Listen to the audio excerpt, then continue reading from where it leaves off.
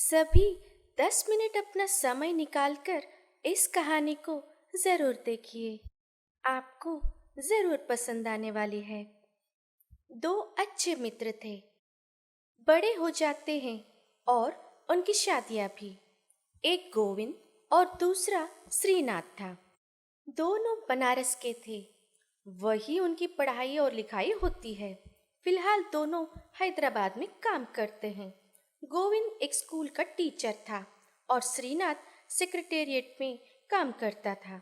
दोनों में नज़दीकी दोस्ती थी। लेकिन किस्मत ने श्रीनाथ को थोड़ा अमीर बना दिया। गोविंद बच्चों को पढ़ाते हुए रह जाता है। किराया का मकान और बस में सफर करना उसके लिए आम बात थी, लेकिन अपनी स्थिति पर कभी भी अफसोस नहीं किया। शादी के बाद उनकी जिंदगियों में काफी बदलाव आया था।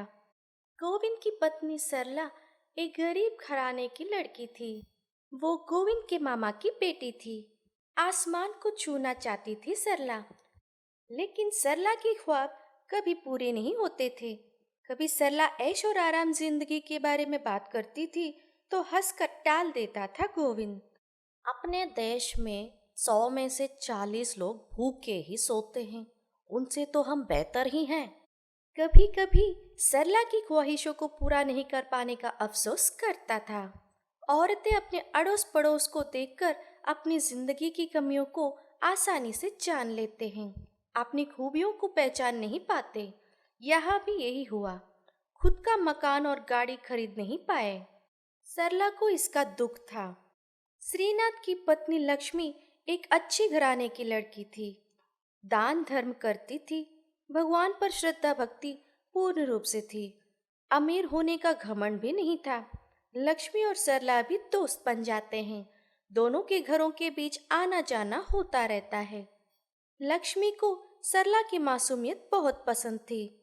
धनवान होने पर भी अच्छे संबंध और सुख की जिंदगी होना जरूरी है। इसी बात को सरला कई बार समझाती है। कुछ भी कहो लक्ष्मी, पैसों का महत्व अलग होता है। छोटी छोटी ख्वाहिशों को भी पूरा नहीं कर पाते हैं हम। ये भी कोई जिंदगी है? ऐसी जिंदगी किस काम की?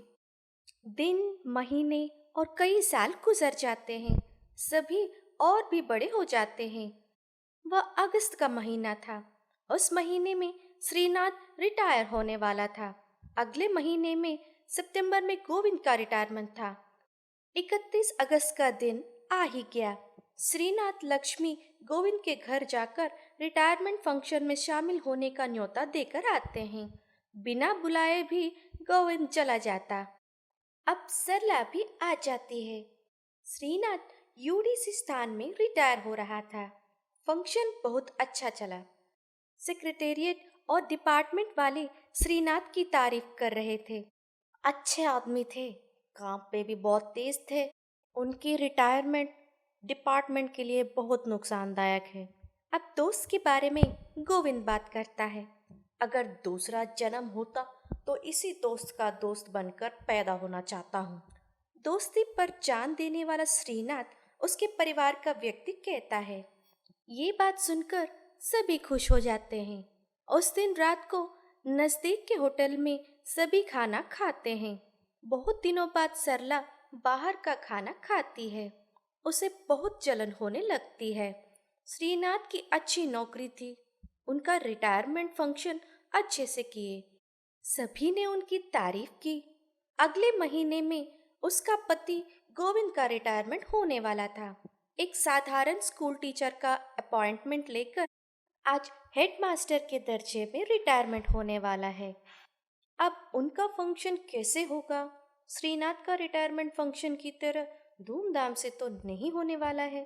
कम से कम मुंह दिखाने लायक हो जाए तो अच्छी बात है, कहकर भगवान से मन्नत मांगती रहती है।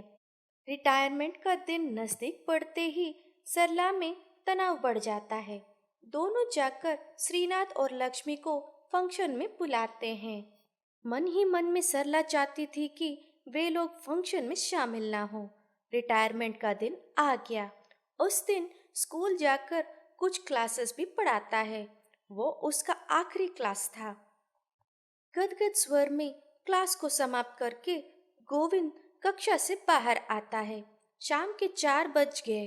तब श्रीनाथ अपनी बीवी बच्चों को लेकर स्कूल पहुंच जाता है। श्रीनाथ को बहुत खुशी हुई कि गोविंद रिटायर हो रहा है, क्योंकि दोनों मिलकर बहुत सारी बातें कर सकते हैं। दिन गुजारने का प्लान भी कर रहे थे। सरला परेशान दिखती है। उसे कांटों पर बैठने का अनुभव होता है। मन में यही सोचती रहती है कि ये फंक्शन जल्दी से खत्म हो जाए। बदनामी उसे बिल्कुल भी पसंद नहीं। एक साधारण स्कूल टीचर रिटायर हो जाता है तो उसे भर्ती करने के लिए हजारों लाखों लोग रहते हैं। एक टीचर का रिटायर होने में क्या खास बात हो सकता है। जल्दी से खत्म करके घर वापस जाना चाहती थी सरला। बच्चे भी रिटायरमेंट में शामिल होते हैं। सरला और उसके परिवार को स्टाफ रूम में बिठाते हैं। तब तक कोई भीड़ नहीं थी। सभी स्टूडेंट और टीचर को मिलाकर पूरे 100 जन होंगे। वे सभी हर दिन रहते हैं। उन्हें देखकर सरला को जरा भी खुशी नहीं हुई। 10 मिनट में फंक्शन शुरू होने ही वाला था कि कहाँ से आ गए थे लगभग और 100 जन फंक्शन में आ जाते हैं। वे सभी बच्चों के रिश्तेदार थे। फंक्शन को खुले मैदान में करने का निर्णय लेते हैं। सभी के लिए कुर्सियां भी कम पड़ जाते हैं, इसलिए कुछ लोग खड़े ही रह जाते हैं। फंक्शन में कहीं से पालकी ले आते हैं। मास्टर जी को पालकी में बिठाते हैं। कुछ टीचर और बच्चों के रिश्तेदार पालकी ढोने के लिए तैयार रहते हैं। सरला को ये सब एक सपने जैसे लगता है। गोविंद को पालकी में बिठाकर उठाते समय दूर से कोई चिल्लाता है कि मास्टर जी की धर्मपत्नी को भी बिठाएं। सभी की जबरदस्ती से सरला भी पालकी में बैठती है। सरला गोविंद के साथ अपनी शादी के बाद आज दोबारा पालकी में बैठी। उसे बहुत खुशी होती है। उसकी आंखों से खुशी के आंसू बहने लगते हैं। बच्चे भी पालकी ढोने वालों की सहायता अपनी छोटी छोटी हाथों से करने लगते हैं। ये दृश्य बड़ा मनोहर था। सरला अपने मन ही मन में समय को वही रुक जाने का कामना करती है। गोविंद को दुख के साथ खुशी भी होती है। बच्चों को संभाल के रहने के लिए कहता है, फिर भी बच्चे सुनते ही नहीं। इतने में पालकी को नीचे उतारते हैं। गोविंद को कुछ समझ में नहीं आता। इतने में एक गाड़ी में से एक आदमी उतरकर गोविंद के पैर छू लेता है। वो उस जिले का एसपी था। उसके पीछे 10 पुलिस अफसर। वहां एक और गाड़ी आकर रुकती है। जिले का जज आता है। जिले का एसपी, जज और बाकी लोग पालकी को उठाकर सम्मान करने वाले मंच तक पहुंचते हैं।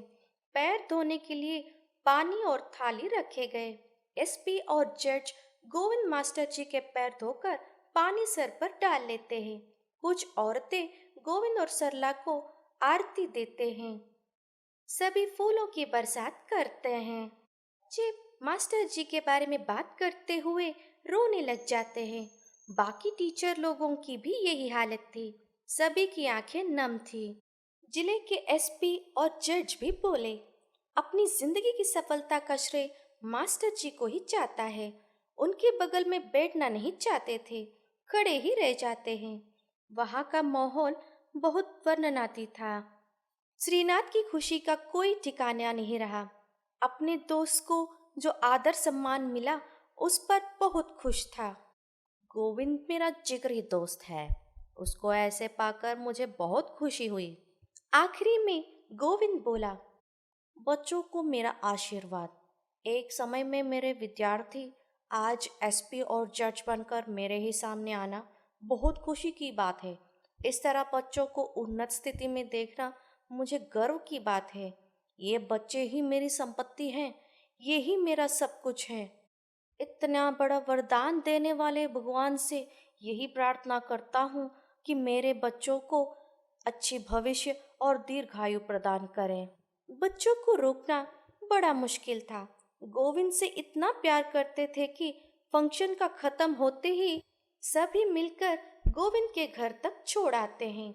ना जाना चाहते हुए भी चले जाते हैं। उस दिन रात को श्रीनाथ अपने परिवार के साथ गोविंद के घर में ही रह जाते हैं। भोजन करने के बाद गोविंद का बेटा जो 25 वर्ष का था, पिताजी के पास इतनी संपत्ति है, ये बात कभी पता ही नहीं चला।